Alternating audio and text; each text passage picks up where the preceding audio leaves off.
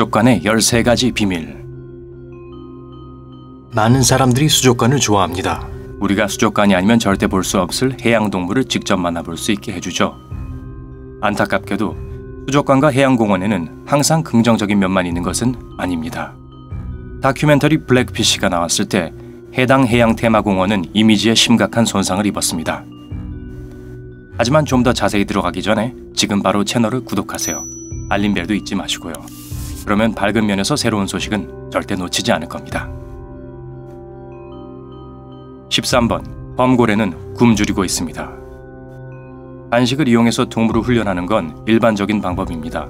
하지만 불행히도 이 간식이 범고래에게는 주식입니다. 직원들은 범고래를 항상 배고픈 상태로 유지하도록 지시받습니다. 이런 식으로 동물들은 말을 안 들으면 굶게 될 것이라는 한 가지 개념을 배웁니다. 12번.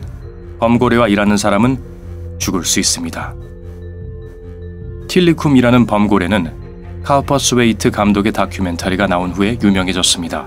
틸리라는 별명을 가진 이 범고래는 33년 동안 갇혀 살았습니다. 그리고 이 기간에 3명을 죽였습니다. 하지만 틸리를 비난하기 전에 이 말을 들어보세요. 범고래는 야생에서 사람을 해치지 않습니다.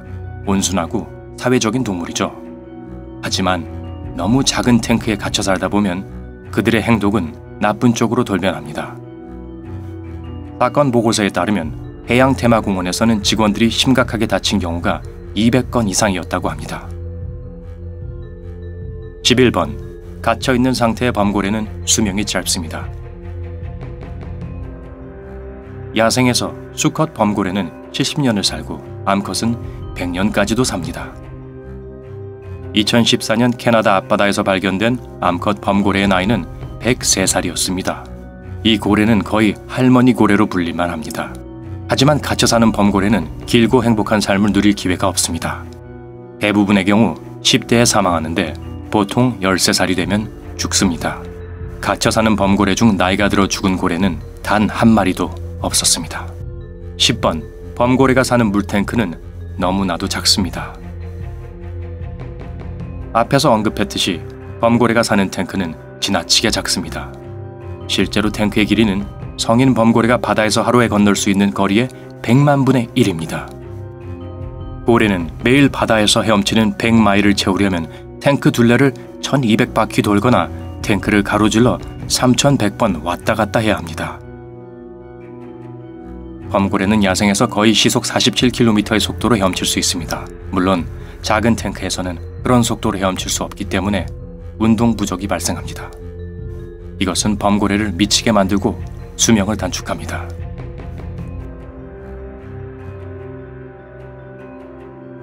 9번. 구부러진 등 지느러미는 정상이 아닙니다. 갇혀 사는 거의 모든 성인 범고래의 등 지느러미는 구부러져 있습니다. 직원들은 이것이 범고래에게 흔히 있는 자연스러운 현상이라고 말하도록 교육받았지만 사실은 그렇지 않습니다. 야생에서는 겨우 1%만이 등 지느러미 기형을 갖고 있습니다. 그리고 구부러진 등 지느러미는 범고래가 병들었거나 다쳤다는 의미입니다. 구부러진 등 지느러미가 별일이 아닌 것처럼 보일지 모르지만 그것은 실제로 고래가 건강하지 않고 불행한 생활을 하고 있다는 것을 보여줍니다. 8번. 범고래에게 약물을 사용합니다.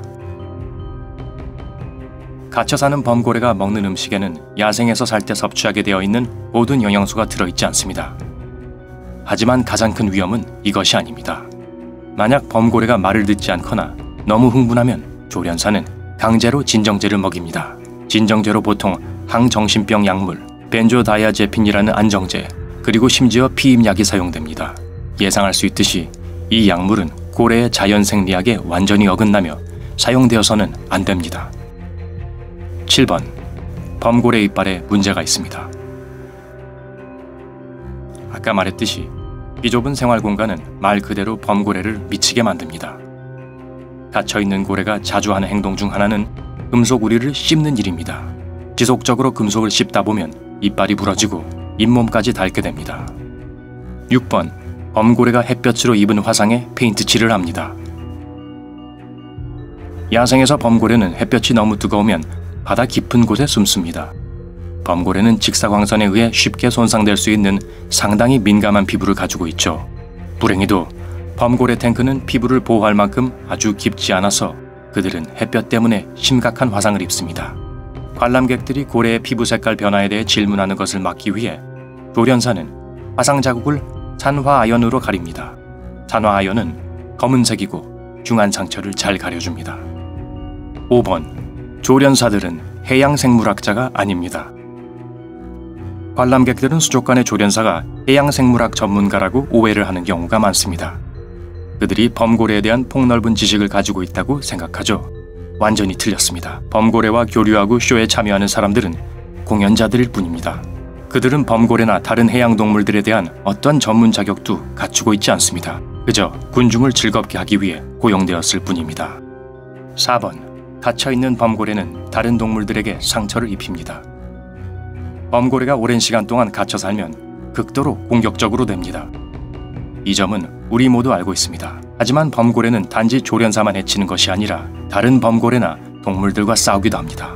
스트레스와 불안으로 인해 그들은 비정상적인 분노를 가지고 있습니다. 만약 더 작은 해양동물들과 같은 탱크에 있게 되면 범고래는 무자비한 악당으로 변합니다. 돌고래는 스트레스를 풀 충분한 공간이 없어서 격분한 범고래에게 자주 물립니다. 3번. 범고래는 인공적으로 교배됩니다. 범고래는 믿을 수 없을 정도로 사회적인 동물입니다. 야생에서 범고래는 가족을 이루어 살고 엄마 범고래가 가족의 우두머리입니다. 엄마 범고래는 갓 태어난 아기 범고래 가까이 머물면서 조심스럽게 움직임을 지시합니다. 어미와 자식 간의 강한 유대는 범고래가 성장한 후까지 지속되기도 합니다. 해양테마공원은 인공수정을 통해 쇼를 위한 새로운 공연자를 생산합니다. 앞에서 언급한 대로 범고래는 13살까지밖에 살지 못하기 때문에 암컷 범고래는 임신하기에 너무나도 어립니다. 더 끔찍한 것은 어린 엄마 범고래가 출산하자마자 새끼들을 즉시 엄마 고래에게서 빼앗아갑니다. 이 때문에 암컷은 우울증에 걸리기도 하고 새끼들은 건강하지 못합니다. 결국에는 새끼 고래들을 고아로 만드는 것이죠. 2번. 물속의 염소 성분은 범고래에게 해롭습니다. 탱크의 염소 수치는 너무 높아서 그 속에 있는 동물들의 건강을 해칩니다. 염소 때문에 범고래의 눈에서 점액이 흐르고 시력에 문제가 생깁니다. 머리와 등의 피부도 벗겨집니다. 게다가 가정용 염소 표백제보다 더 독하다는 이 물은 조련사의 시력도 상하게 합니다. 조련사들은 훈련 기간 동안 눈이 타들어가는 느낌이 든다고 불평합니다. 1번. 수분 공급을 위해 젤라틴을 먹입니다. 자연서식지에서 범고래는 먹이로부터 수분을 공급받고 그런 식으로 수분을 유지합니다. 갇혀있는 상태에서는 사냥을 할 수 없기 때문에 해양공원과 수족관은 범고래에게 젤라틴을 먹입니다. 젤라틴은 범고래의 건강에 해롭고 살이 찌게 만듭니다. 악명 높은 범고래 틸리는 하루에 거의 38kg의 젤라틴을 먹었고 심한 과체중이었습니다. 만약 동물학대에 반대한다면 좋아요 버튼을 누르고 아는 모든 사람과 이 영상을 공유하세요. 밝은 면과 함께 더 나은 세상을 만들어가요.